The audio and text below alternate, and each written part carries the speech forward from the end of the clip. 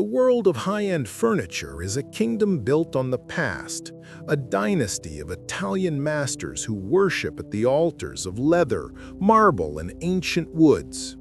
But in a grimy, repurposed aircraft hangar on the outskirts of the city, a heretic named Silas Kane was forging a new religion. He was not a designer by trade.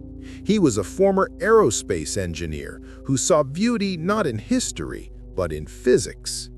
He believed the most luxurious material in the universe was not gold or wood, but the absolute, uncompromising, and beautiful strength of carbon fiber. For 3 years, he worked on a single object, his holy grail, a lounge chair he called the Immerse.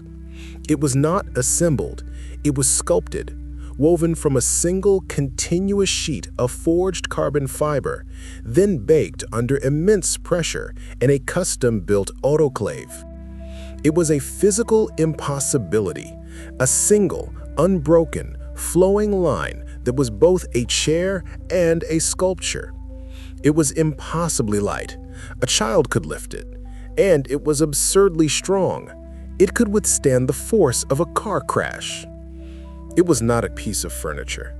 It was a statement of philosophical and engineering purity. He took his single, perfect creation to the heart of the design world, the Milan Design Week. He secured a tiny, overlooked booth among the titans of the industry. The chair, in its stark black perfection, was an island of silence in a sea of noise. The world's most powerful design critic, a man known as Lorenzo Bellini, the Pope of design, passed his booth. He glanced at the chair, a look of profound disdain on his face. "This is not furniture," he declared to his entourage of journalists, loud enough for Silas to hear. "This is aerospace junk. It has no history, no warmth, no soul. It is a vulgar throne for a boy racer." The verdict was in. The world had rejected him. As Silas was dejectedly packing up his booth at the end of the failed exhibition, a woman approached. She was dressed in a severe, minimalist, and incredibly expensive suit, her face hidden behind dark sunglasses. She did not speak, she simply circled the chair once, her movements precise and analytical. She ran a single, gloved finger along its edge, testing its balance. Then, she placed a simple, stark black titanium business card on the seat, turned, and walked away. The card had no name, no number, only a single, cryptic geometric symbol, like the logo of a secret society. Back in his hangar, Silas was haunted by the mysterious card. It was a puzzle. Using his old engineering software, he analyzed the geometric symbol. He discovered it was not a logo. It was a key, a complex, three-dimensional cryptographic key. He spent a week trying to decipher it. Finally, he realized it was not a code to be broken, but a map. When extruded into 3 dimensions and aligned with a star chart, the symbol pointed to a single, precise set of coordinates in the middle of a remote, uncharted desert. With a mix of terror and blind faith, Silas loaded his single, precious chair into a crate and used the last of his money to charter a small cargo plane. He flew to the coordinates, landing on a secret, unmarked airstrip in the middle of nowhere. He was met by a silent, imposing figure who led him to a single, futuristic black vehicle. They drove for an hour through the empty desert. Then, on the horizon, a structure began to emerge from the heat haze. It was not a house. It was a masterpiece of minimalist, brutalist architecture, a fortress of solitude made of black glass and obsidian-colored concrete, almost invisible against the desert landscape. He was led inside. The interior was a vast, cavernous space of cool, dark, minimalist perfection. There was no art, no furniture. Only a single empty raised platform in the center of the main atrium, under a massive skylight. The mysterious woman from the design show was there. She was not the owner. She was the chief of staff. She led Silas to the platform. "He is ready for you," she said. Then a figure emerged from the shadows. It was Damien Volkov, the legendary, reclusive, and supposedly mythical founder of the world's largest and most secretive technology empire. He was the king of the digital age, a man no one had seen in public for over a decade. Volkov did not greet him. He walked directly to the crated chair. "Unpack it," he commanded. Silas, his hands trembling slightly, unpacked the Erebus chair and placed it on the empty platform. Volkov circled it, just as his chief of staff had. He didn't touch it. He just looked, his expert eye taking in every line, every curve. He then sat in it. He leaned back, testing its balance, its feel. He sat there for a full minute in complete silence. The fate of Silas's entire life hung in that silence. Finally, Volkov spoke, his voice a quiet, resonant baritone. "I despise furniture," he said. "It is a monument to clutter and inefficiency. This is not furniture." He looked at Silas. "This is a tool, a throne. How many can you make?" The deal was as surreal as the location. Volkov did not want one chair, he wanted 200. He wanted them for the command centers of his private space exploration company, for the boardrooms of his AI research labs, for his fleet of private jets and super yachts. But there was a condition. They all had to be identical. Not just visually, but structurally, down to the microscopic level. He was not buying a design, he was buying perfection, replicated. He gave Silas a blank check, access to his vast resources, and an impossible deadline. 1 year. It was a test to see if the artist could become an industrialist. Silas returned from the desert a different man. He was no longer a struggling artist in a garage. He was a man with a mission and near limitless capital. He didn't build a factory. He built a forge, a state-of-the-art automated carbon fiber fabrication facility, a place that was half aerospace lab and half art studio. He hired a small, elite team of engineers and artisans, people who, like him, were obsessed with the intersection of art and science. The grimy hangar was transformed into a cathedral of high technology and quiet, focused craftsmanship. The process of replicating perfection was a form of torture. The first dozen chairs that came out of the new autoclave had microscopic flaws, tiny variations in the carbon weave that were invisible to the naked eye, but which Silas could feel with his hands. For him, they were unacceptable failures. He melted them down. His team was pushed to the breaking point, working around the clock, refining the process, chasing a level of consistency that no one had ever attempted with this material.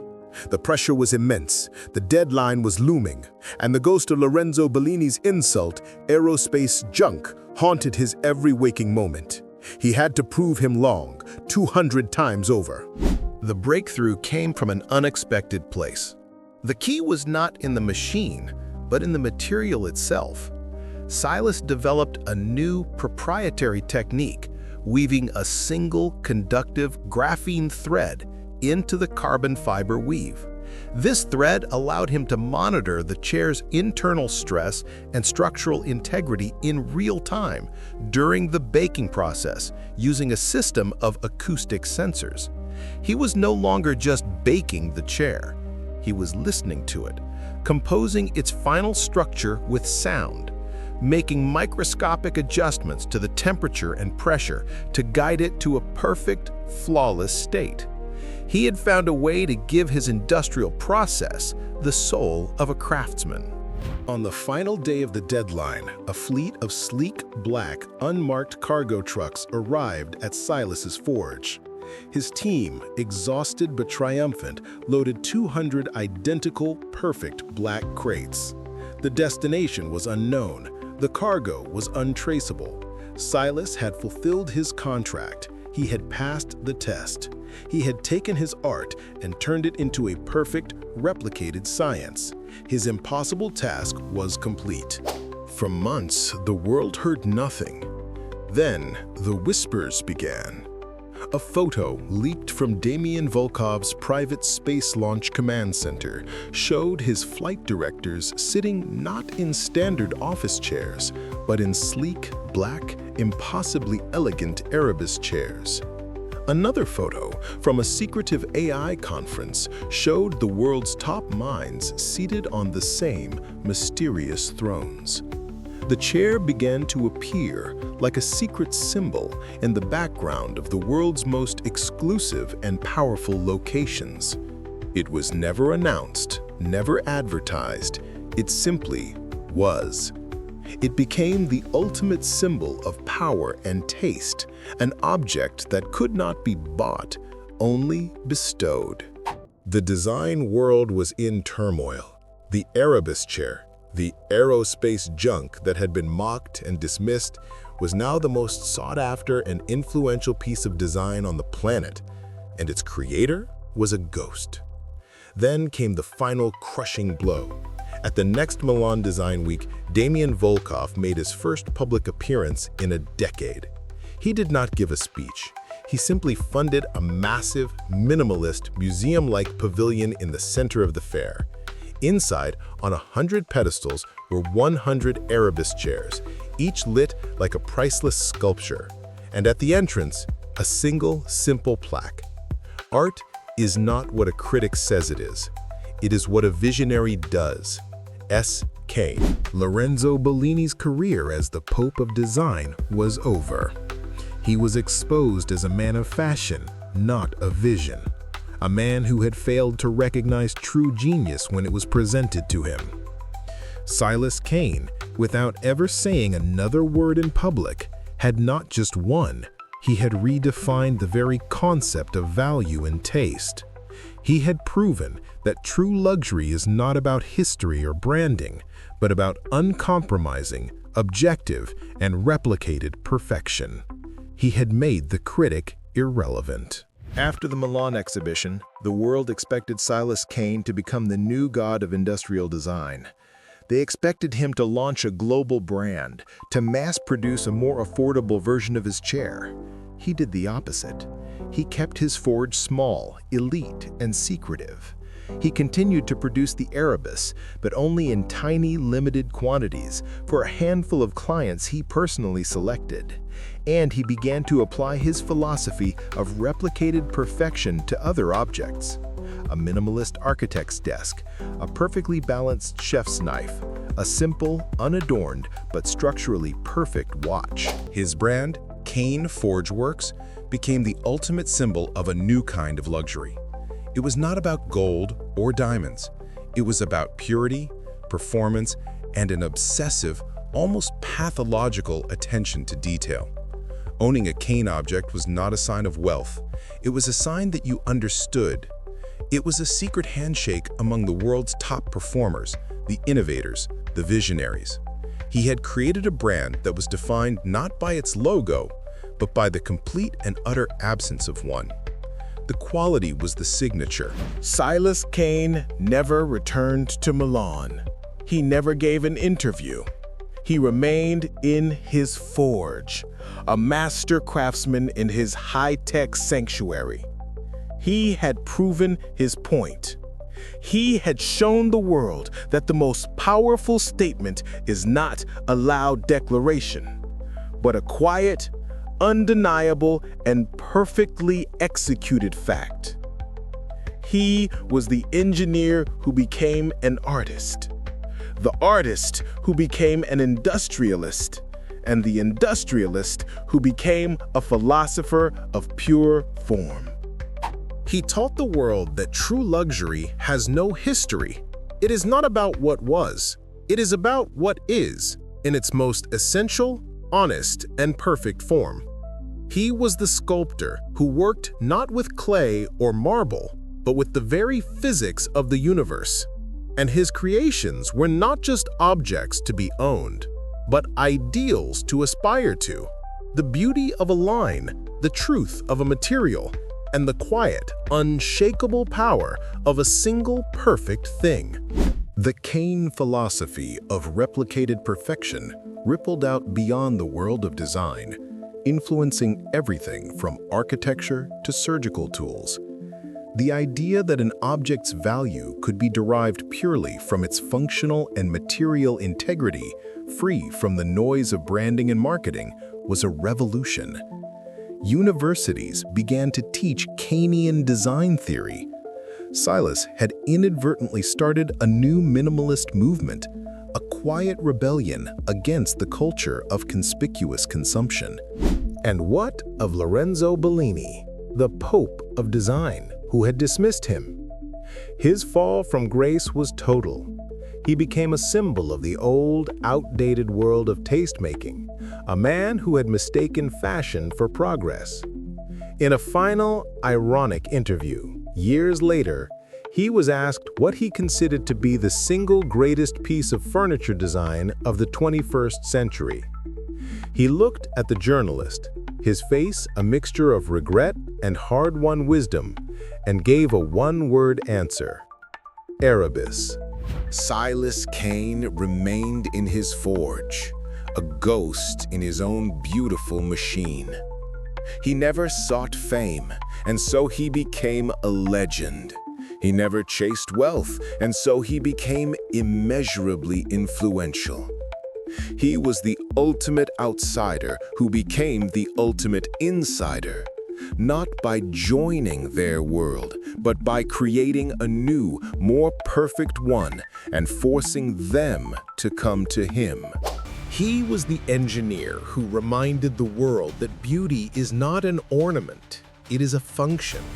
It is the perfect, honest, and inevitable result of a form that has achieved its ultimate purpose. He taught us that the most luxurious thing in the universe is not a rare jewel or a famous name. It is the simple, quiet, and unshakable integrity of a thing done perfectly.